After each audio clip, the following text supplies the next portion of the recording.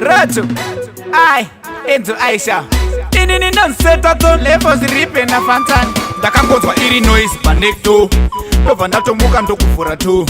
Nokuona panze pane vanhu mo. Varume vatatu nevakadzi tu. Zvakaitika naEnzo. Enzo akarohwa nemukadzi.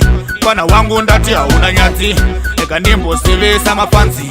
Ega ndimbosevesa mafanzi. Enzo akarohwa nemukadzi. Pana wangu ndati hauna nyadzi.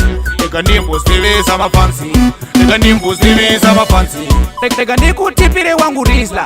Gara wasiya zvawokuda kuita. Ona manje kawawa kundipisa. Kune mafanzi kuchindinyadzisa. Ndati ndiite nezvekuimba. Shamwari yangu kana ukandidzimba. Musoro wakasa hauna simba. Matamane musoro kusimba. Enzo akarohwa nemukadzi. Pana wangu ndati hauna nyadzi. Ega ndimbosevesa mafanzi. Ega ndimbosevesa mafanzi. Enzo akarohwa nemukadzi. Pana wangu ndati hauna nyadzi.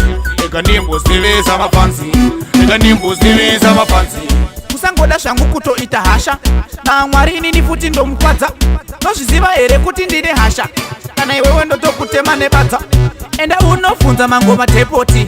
Chuspoti levels na fantani. Kuti vandakarova vanhu vangani. Hobos bakera ini ndine kambani. Enzo akarohwa nemukadzi.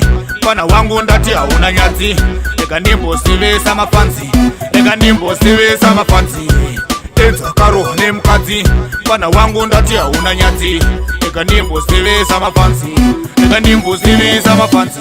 Kumba kwangu futi ndine black belt. Ndosaka ndakanyarara to afford myself. Rizla undikwanire na Mwari ndingakutangure futi ndingakutangure saka usandijairire.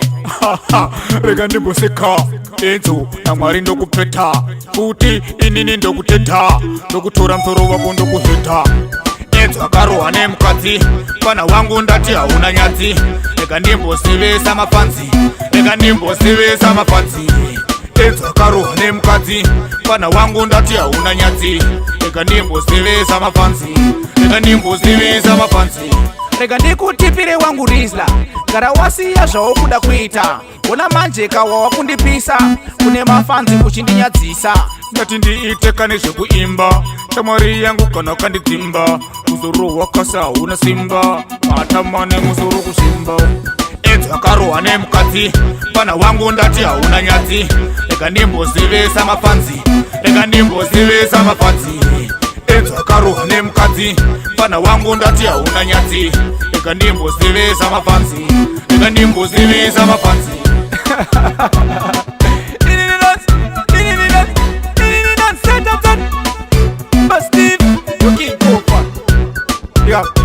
DJ Choma. Namukama fans. Rizla Production.